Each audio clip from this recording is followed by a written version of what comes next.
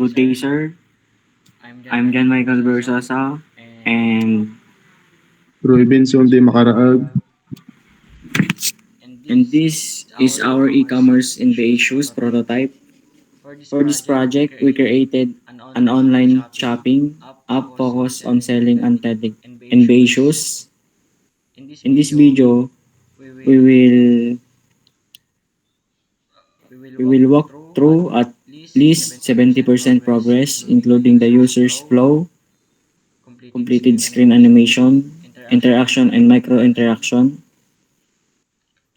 Then, punta po tayo sa user. And dito, sir, may login and sign up page na siya. Then, pag clinic natin itong login, may homepage na siya. Display featured in BA issues and categories. Then, product page shows details, size, price, and images. So, may mga presyo na siya. And pwede po siyang iswipe. And may wishlist na siya, sir. Pero kulang pa to. May add to cart na din.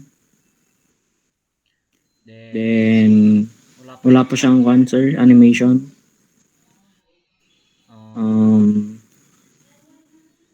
Punta po tayo sa about. Then, contact. Then, mag-add po kami pa ng dito, sir. Mga ibang checkmark animation after the payment is complete.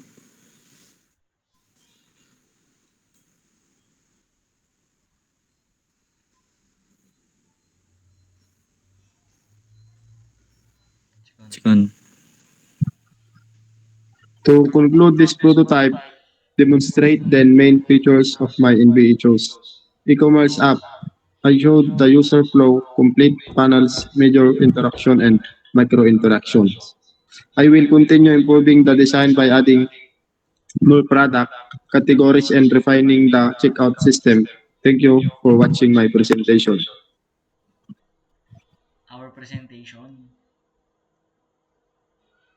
Thank you, sir. Thank you, sir.